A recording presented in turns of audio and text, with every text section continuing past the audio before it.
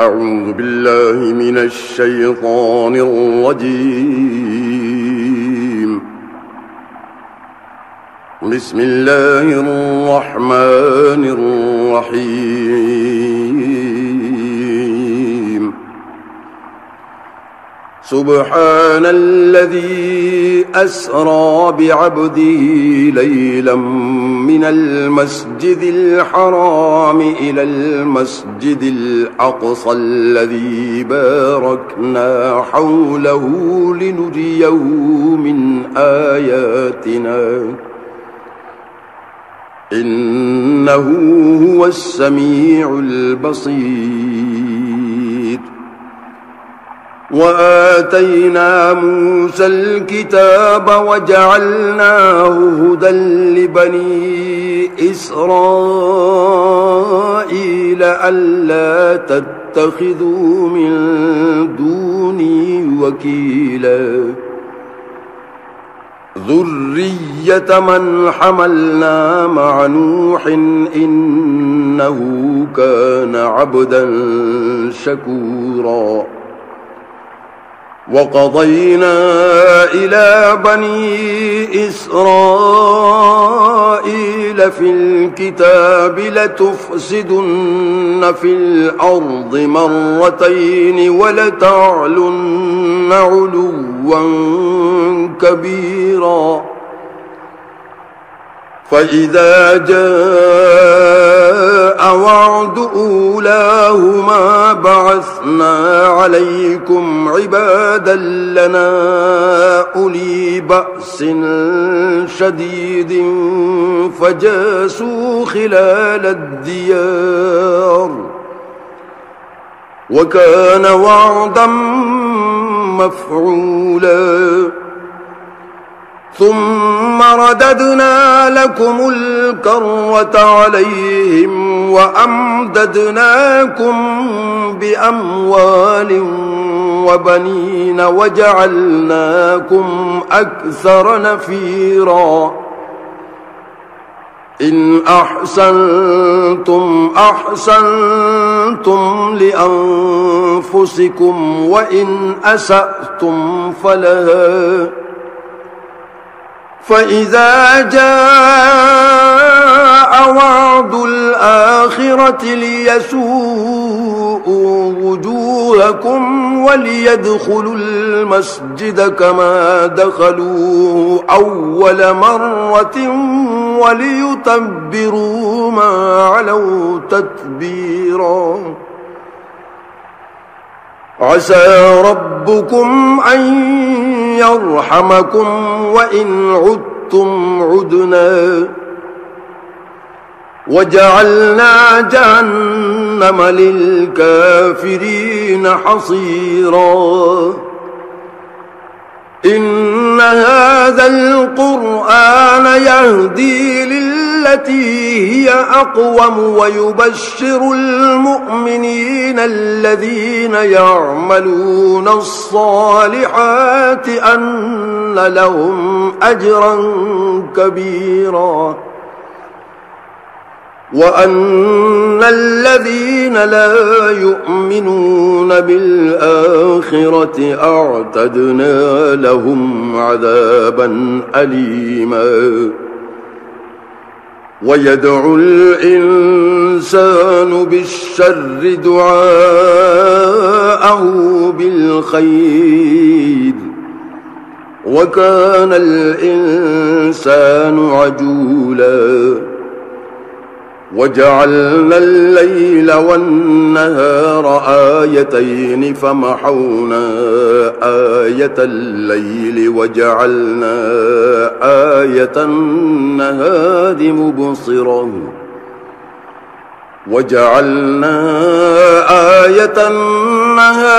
مبصرة. لتبتغوا فضلا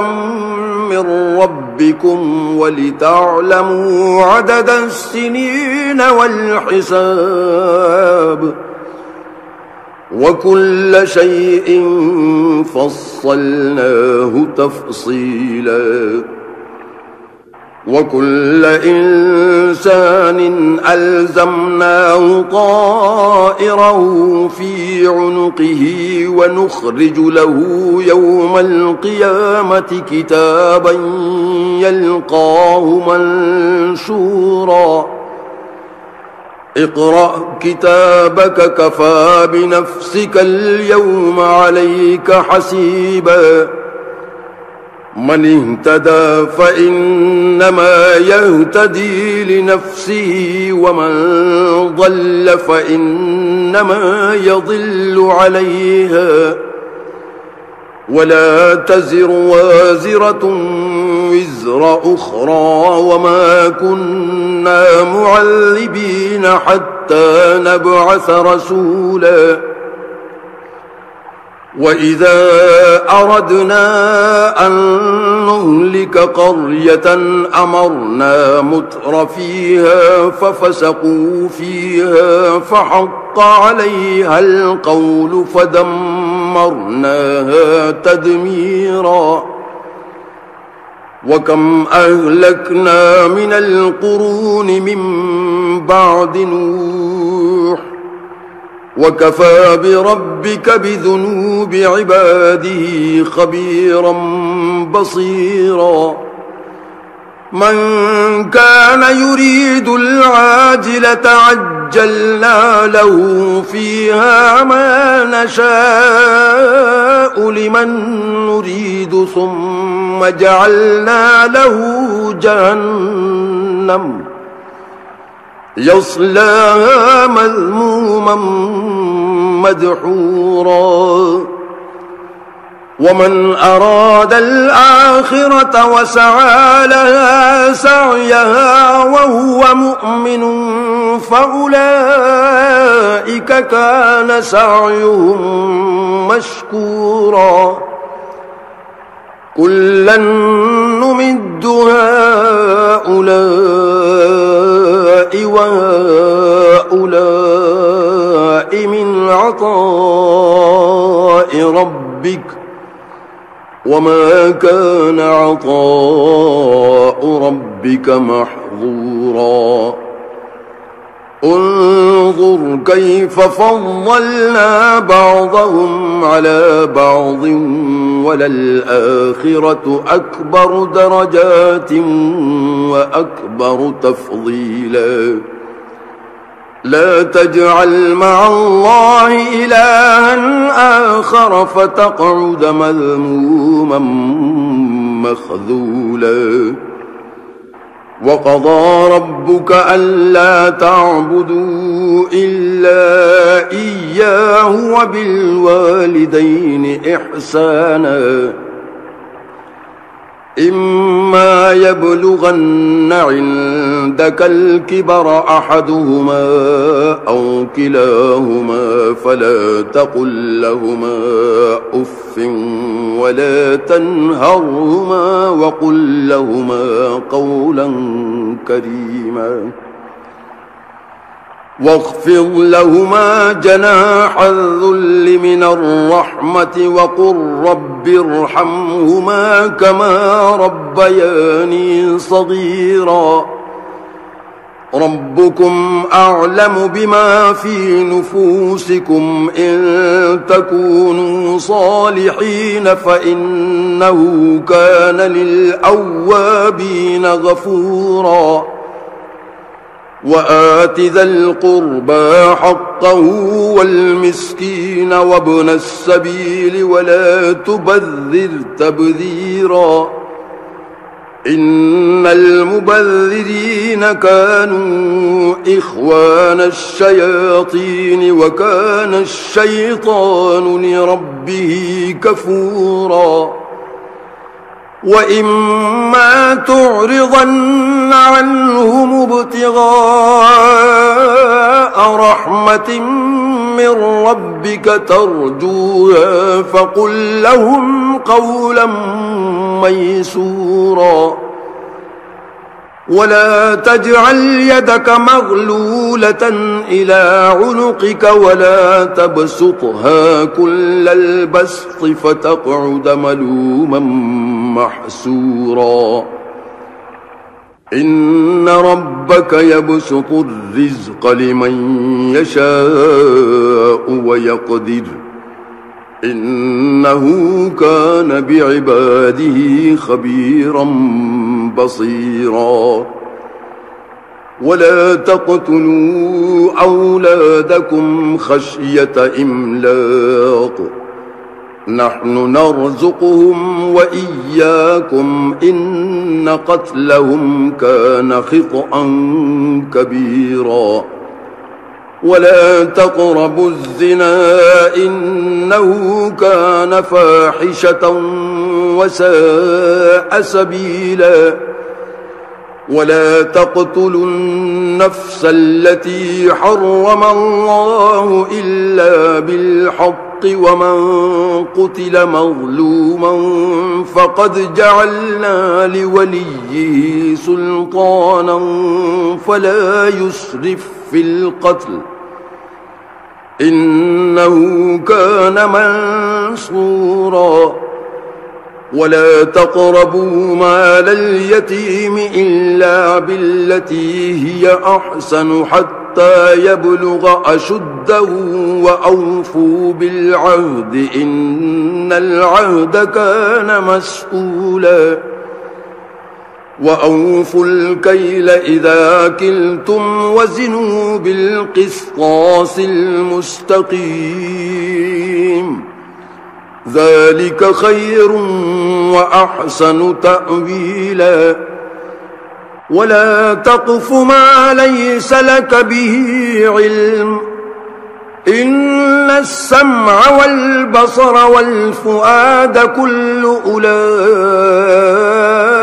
كان عنه مسؤولا ولا تمش في الأرض مرحا إنك لن تخرق الأرض ولن تبلغ الجبال طولا كل ذلك كان سيئه عند ربك مكروها ذلك مما أوحى إليك ربك من الحكمة ولا تجعل مع الله إلها آخر فتلقى في جهنم ملوما مدحورا أفأصفاكم ربكم بالبنين واتخذ من الملائكة إناثا إنكم لتقولون قولا عظيما ولقد صرفنا في هذا القرآن ليذكروا وما يزيدهم إلا نفورا قل لو كان معه آلهة كما يقولون إذا لابتغوا إلى ذي العرش سبيلا سبحانه وتعالى عما يقولون علوا كبيرا تسبح له السماوات السبع والأرض ومن فيهن وإن من شيء إلا يسبح بحمده ولكن لا تفقهون تسبيحهم إنه كان حليما غفورا وإذا قرأت القرآن جعلنا بينك وبين الذين لا يؤمنون بالآخرة حجابا مستورا وجعلنا على قلوبهم أكنة أن يفقهوه وفي آذانهم وقرا وإذا ذكرت ربك في القرآن وحده ولوا على أدبارهم نفورا نحن أعلم بما يستمعون به إذ يستمعون إليك وإذ هم نجوى إذ يقول الظالمون إن تتبعون إلا رجلا مسحورا انظر فانظر كيف ضربوا لك الأمثال فضلوا فلا يستطيعون سبيلا وقالوا أئذا كنا عظاما ورفاتا أئنا لمبعوثون خلقا جديدا قل كونوا حجارة أو حديدا أو خلقا مما يكبر في صدوركم فسيقولون من يعيدنا قل الذي فطركم أول مرة فسينغضون إليك رؤوسهم ويقولون متاه قل عسى أن يكون قريبا يوم يدعوكم فتستجيبون بحمده وتظنون إن لبثتم إلا قليلا وقل لعبادي يقولوا التي هي أحسن إن الشيطان ينزغ بينهم إن الشيطان كان للإنسان عدوا مبينا ربكم أعلم بكم إن يشأ يرحمكم أو إن يشأ يعذبكم وما أرسلناك عليهم وكيلا وربك أعلم بمن في السماوات والأرض ولقد فضلنا بعض النبيين على بعض وآتينا داود زبورا قل ادعوا الذين زعمتم من دونه فلا يملكون كشف الضر عنكم ولا تحويلا أولئك الذين يدعون يبتغون إلى ربهم الوسيلة أيهم أقرب ويرجون رحمته ويخافون عذابه إن عذاب ربك كان محذورا وإن من قرية إلا نحن مهلكوها قبل يوم القيامة أو معذبوها عذابا شديدا كان ذلك في الكتاب مسطورا وما منعنا أن نرسل بالآيات إلا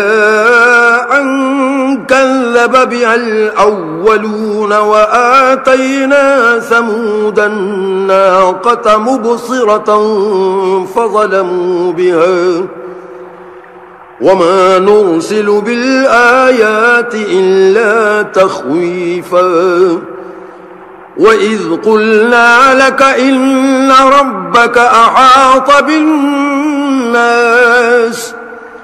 وما جعلنا الرؤيا التي أريناك إلا فتنة للناس والشجرة الملعونة في القرآن ونخوفهم فما يزيدهم إلا طغيانا كبيرا وإذ قلنا للملائكة اسجدوا لآدم فسجدوا إلا إبليس قال أأسجد لمن خلقت طينا قال أرأيتك هذا الذي كرمت علي لئن أخرتني إلى يوم القيامة لأحتنكن ذريته إلا قليلا قال اذهب فمن تبعك منهم فإن جهنم جزاؤكم جزاء موفورا واستفزز من استطعت منهم بصوتك وأجلب عليهم بخيلك ورجلك وشاركهم في الأموال والأولاد وعدهم وما يعدهم الشيطان إلا غرورا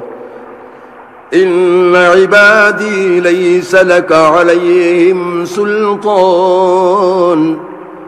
وكفى بربك وكيلا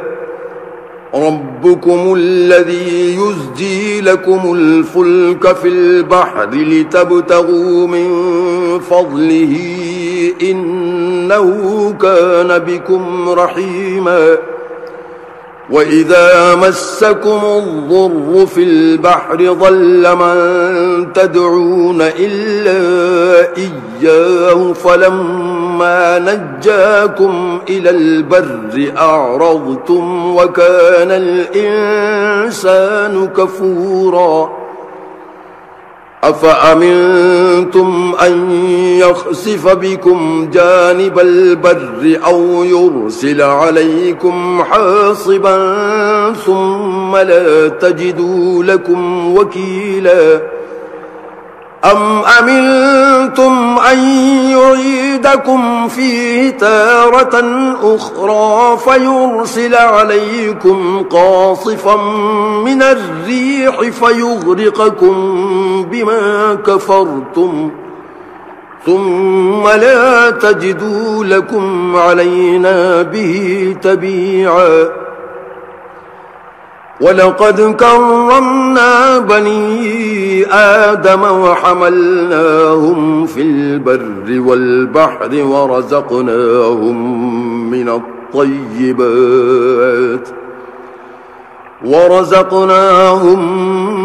الطيبات وفضلناهم على كثير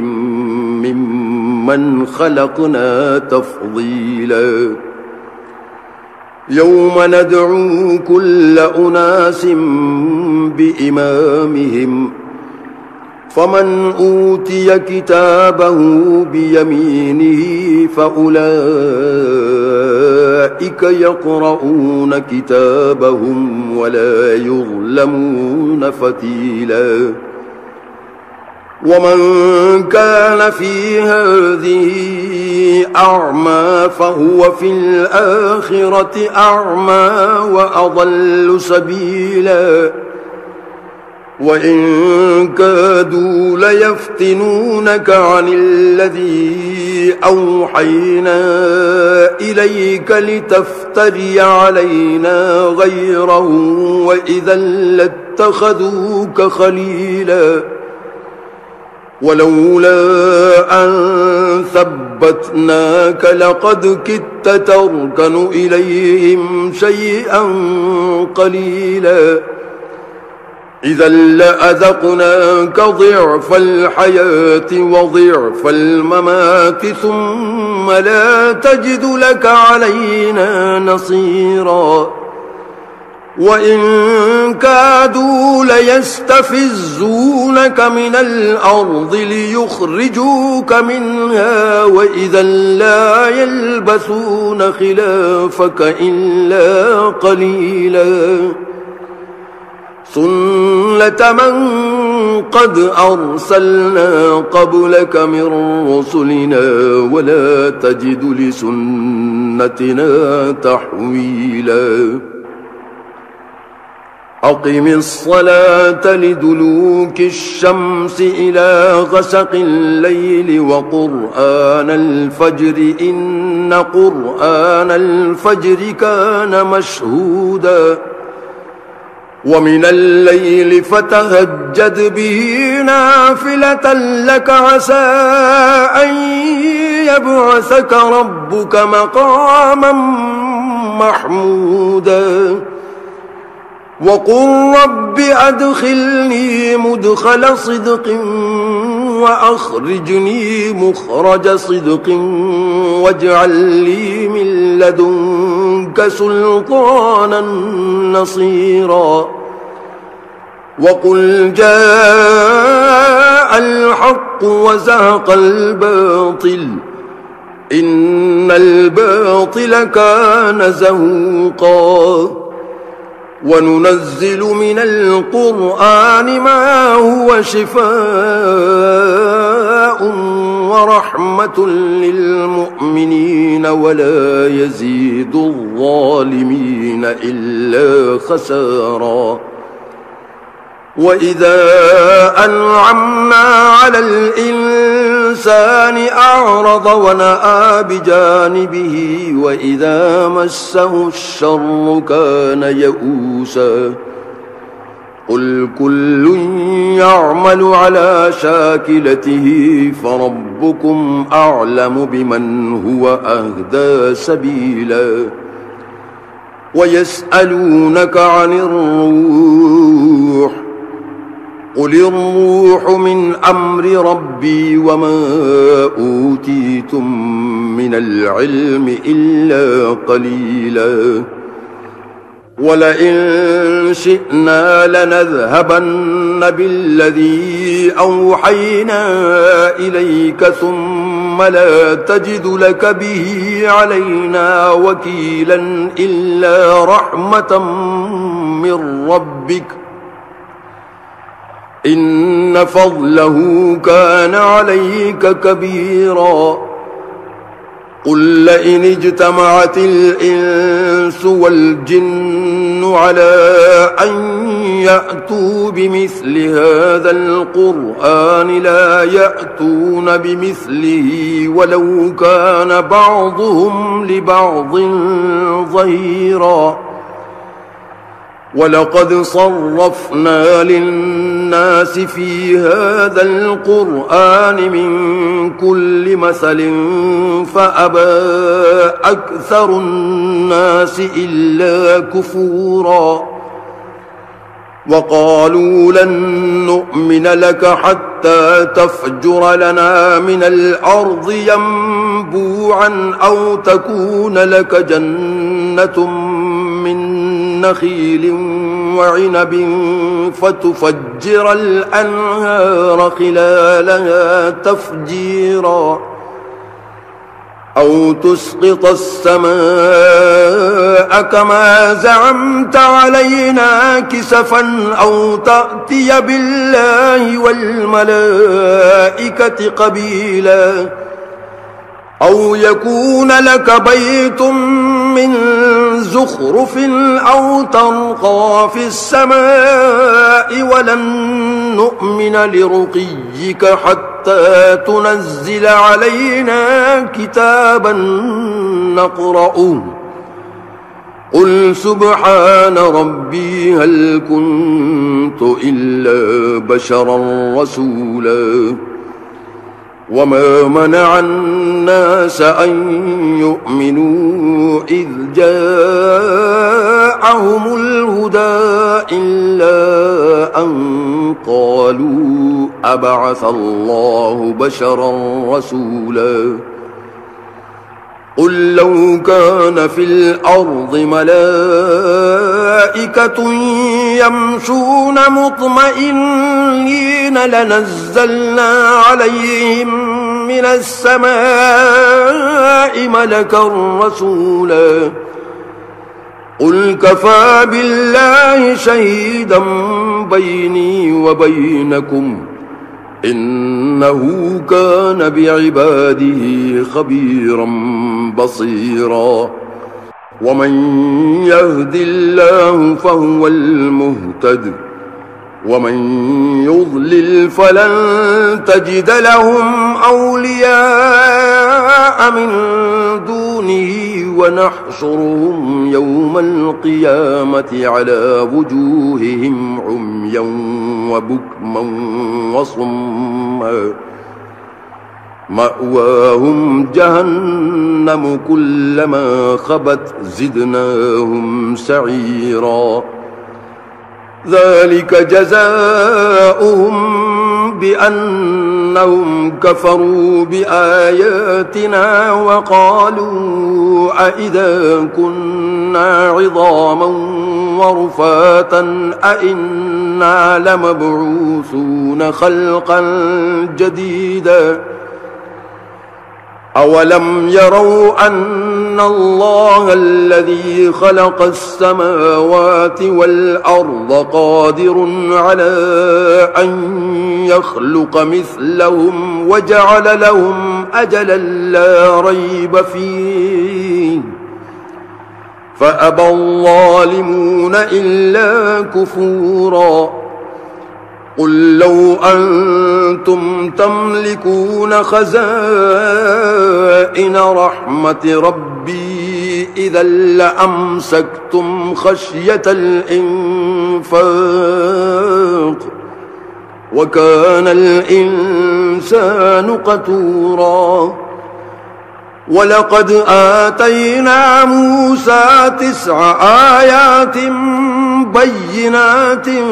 فاسأل بني إسرائيل إذ جاءهم فقال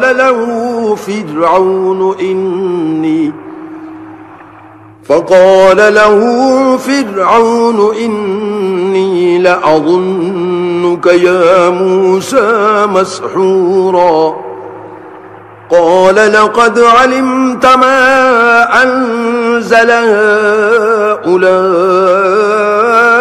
إلا رب السماوات والأرض بصائر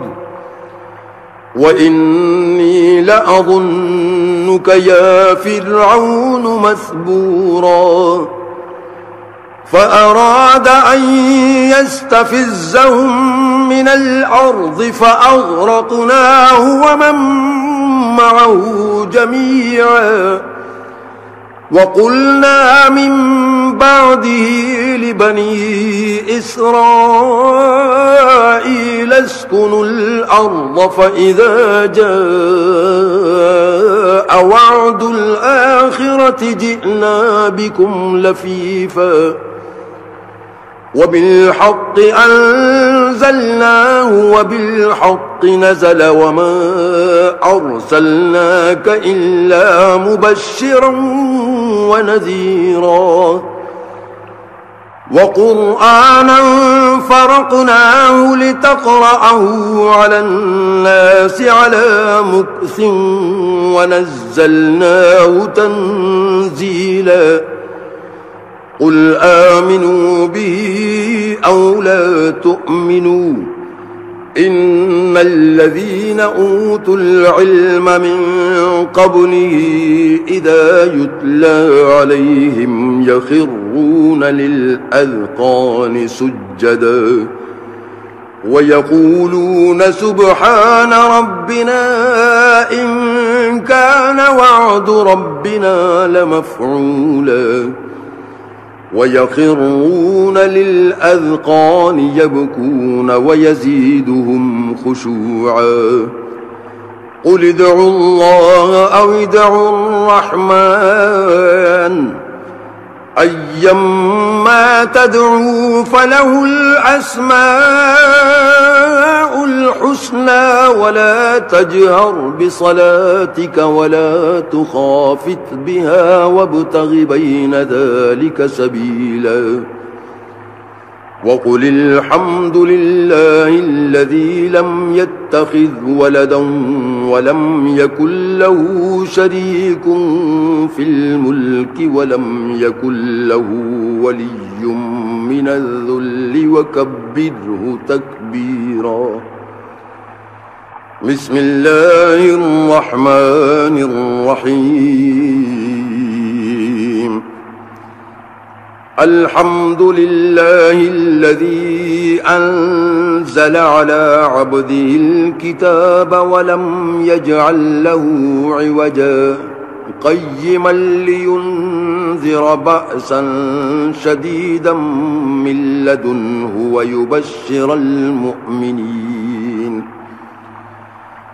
ويبشر المؤمنين الذين يعملون الصالحات أن لهم أجرا حسنا ماكثين فيه أبدا وينذر الذين قالوا اتخذ الله ولدا ما لهم به من علم ولا لآبائهم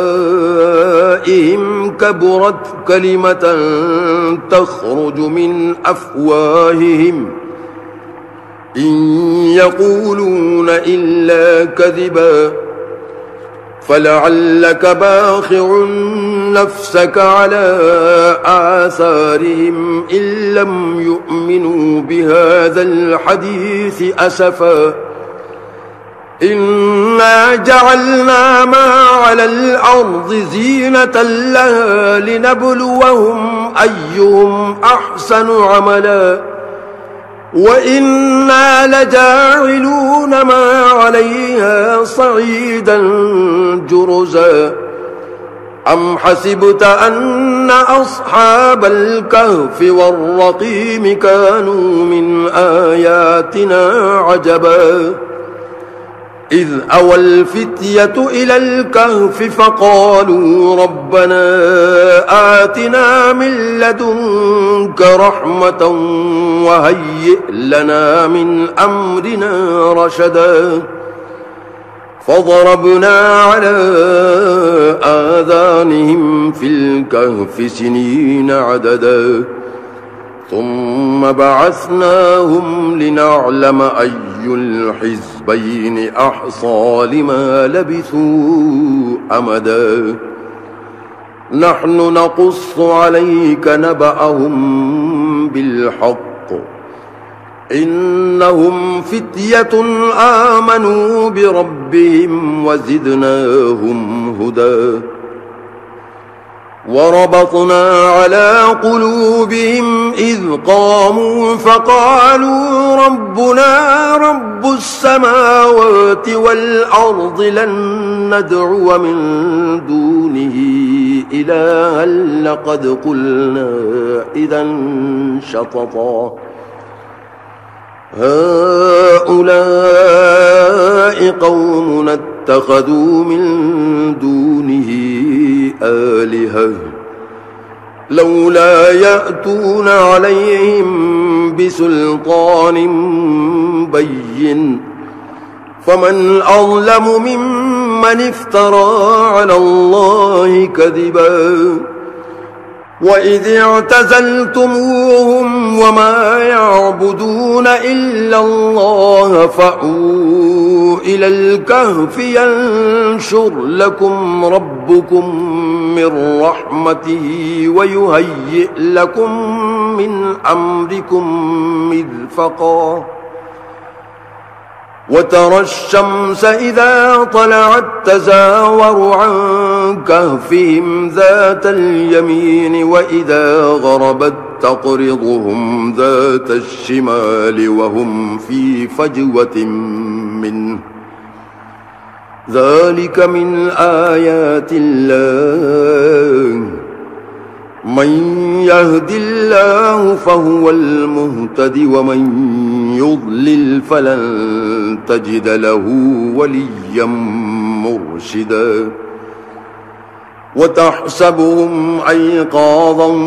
وهم رقود ونقلبهم ذات اليمين وذات الشمال وكلبهم باسط ذراعيه بالوصيد لو اطلعت عليهم لوليت منهم فرارا ولملئت منهم رعبا وكذلك بعثناهم ليتساءلوا بينهم قال قائل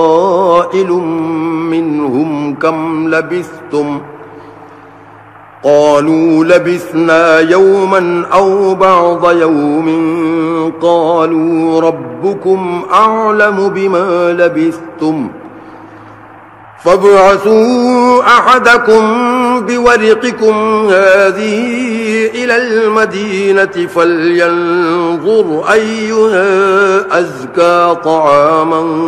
فليأتكم برزق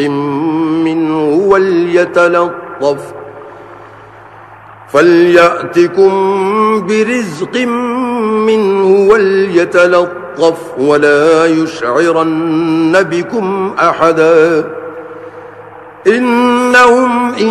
يظهروا عليكم يرجموكم أو يعيدوكم في ملتهم ولن تفلحوا إذا أبدا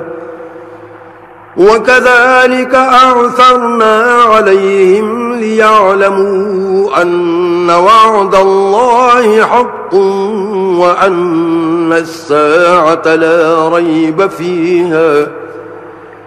إذ يتنازعون بينهم أمرهم فقالوا ابنوا عليهم بنيانا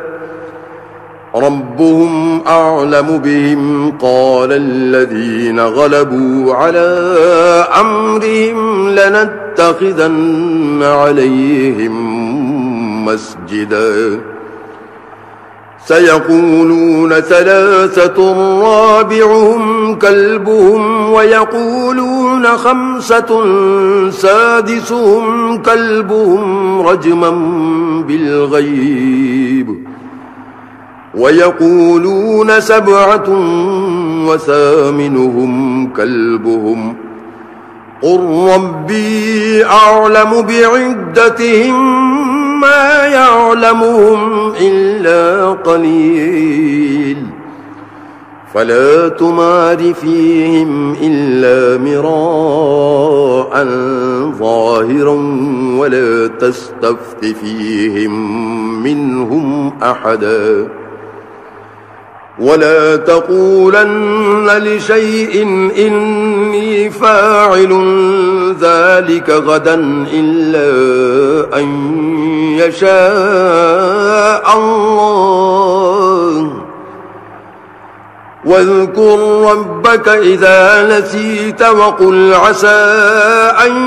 يهديني ربي لأقرب من هذا رشدا ولبثوا في كهفهم 300 سنين وازدادوا 9 قل الله أعلم بما لبثوا له غيب السماوات والأرض أبصر به وأسمع ما لهم من دونه من ولي ولا يشرك في حكمه أحدا واتل ما أوحي إليك من كتاب ربك لا مبدل لكلماته ولن تجد من دونه ملتحدا واصبر نفسك مع الذين يدعون ربهم بالغداة والعشي يريدون وجهه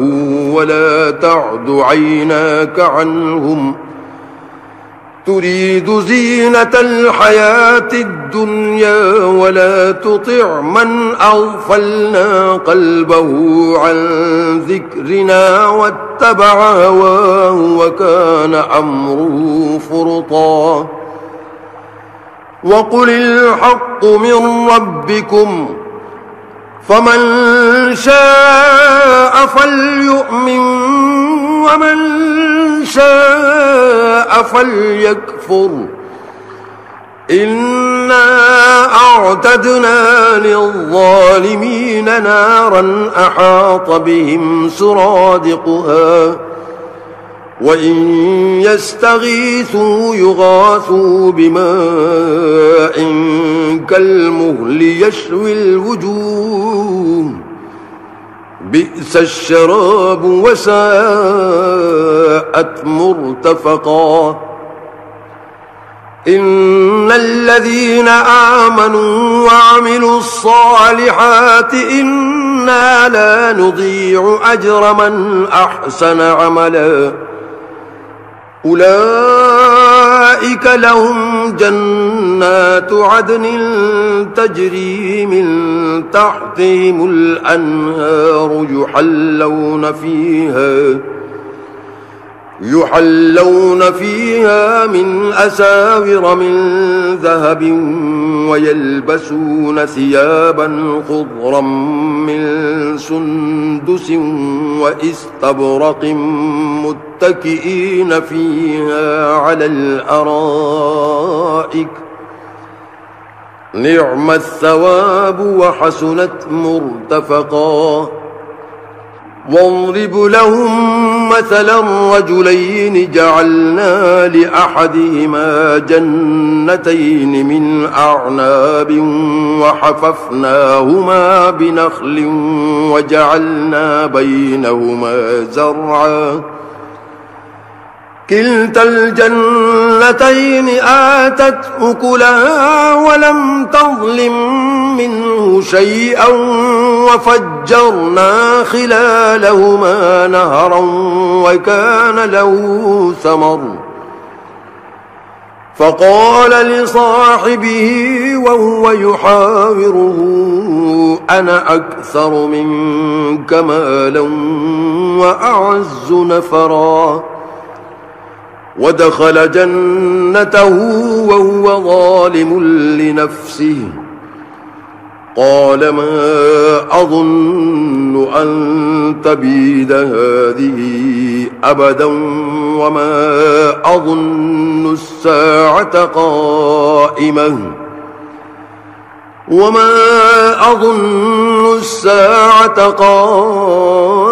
قائمة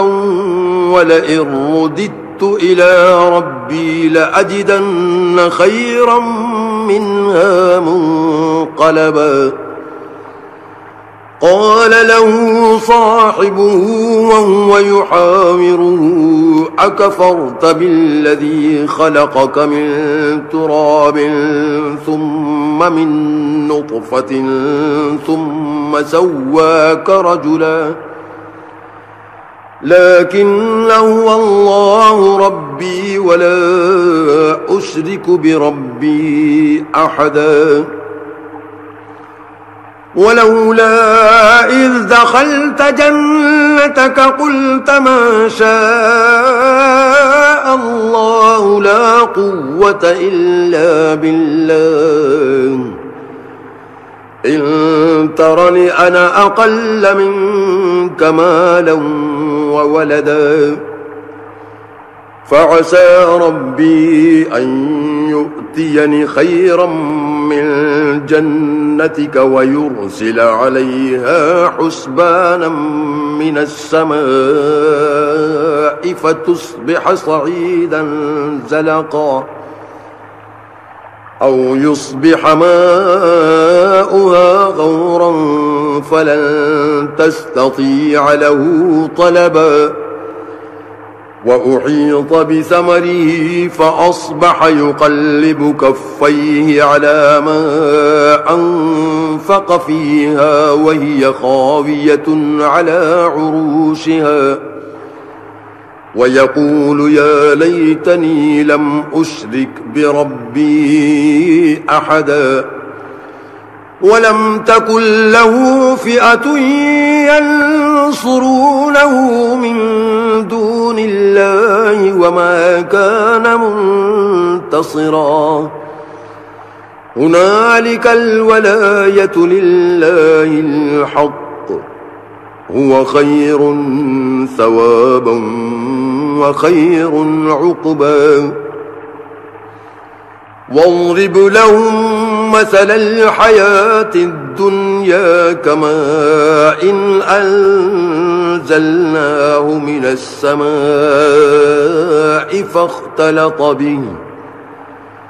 فاختلط به نبات الأرض فأصبح هشيما تذروه الرياح وكان الله على كل شيء مقتدرا. المال والبنون زينة الحياة الدنيا والباقيات الصالحات خير عند ربك ثوابا وخير أملا ويوم نسير الجبال وترى الأرض بارزة وحشرناهم فلم نغادر منهم أحدا وعرضوا على ربك صفا لقد جئتمونا كما خلقناكم أول مرة بل زعمتم أن لن نجعل لكم موعدا ووضع الكتاب فترى المجرمين مشفقين مما فيه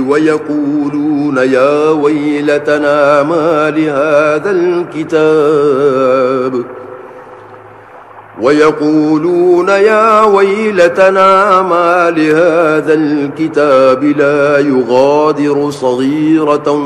ولا كبيرة إلا أحصاها ووجدوا ما عملوا حاضرا ولا يظلم ربك أحدا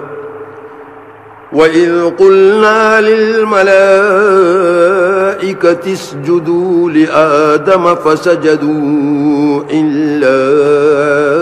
إبليس كان من الجن ففسق عن أمر ربه أفتتخذونه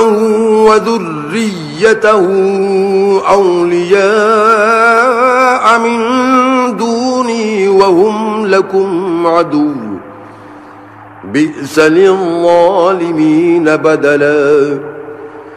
ما أشهدتهم خلق السماوات والأرض ولا خلق أنفسهم وما كنت متخذ المضلين عضدا ويوم يقول نادوا شركائي الذين زعمتم فدعوهم فلم يستجيبوا لهم وجعلنا بينهم موبقا ورأى المجرمون النار فظنوا أنهم مواقعوها ولم يجدوا عنها مصرفا ولقد صرفنا في هذا القرآن للناس من كل مثل وكان الإنسان أكثر شيء جدلا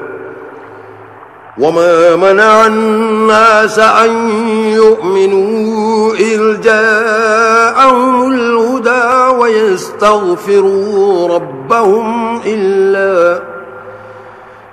إلا أن تأتيهم سنة الأولين أو يأتيهم العذاب قبلا وما نرسل المرسلين إلا مبشرين ومنذرين ويجادل الذين كفروا بالباطل ليدحضوا به الحق واتخذوا آياتي وما أنذروا هزوا ومن أظلم ممن ذكر بآيات ربه فأعرض عنها ونسي ما قدمت يداه إنا جعلنا على قلوبهم أكنة أن يفقهوا وفي آذانهم وقرا وإن تدعهم إلى الهدى فلن يهتدوا إذا أبدا وربك الغفور ذو الرحمة لو يؤاخذهم بما كسبوا لعجل لهم العذاب بل لهم موعد لن يجدوا من دونه موئلا وتلك القرى أهلكناهم لما ظلموا وجعلنا لمهلكهم موعدا وإذ قال موسى لفتاه لا أبرح حتى أبلغ مجمع البحرين أو أمضي حقبا فلما بلغا مجمع بينهما نسيا حوتهما فاتخذ سبيله في البحر سربا فلما جاوزا قال لفتاه آتنا غداءنا لقد لقينا من سفرنا هذا نصبا قال أرأيت إذ أوينا إلى الصخرة فإني نسيت الحوت وما أنسانيه إلا الشيطان أن أذكره واتخذ سبيله في البحر عجبا قال ذلك ما كنا نبغي فارتدا على آثارهما قصصا فوجدا عبدا من عبادنا آتيناه رحمة من عندنا وعلمناه من لدنا علما قال له موسى هل أتبعك على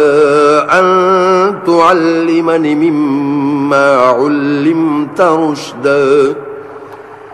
قال إنك لن تستطيع معي صبرا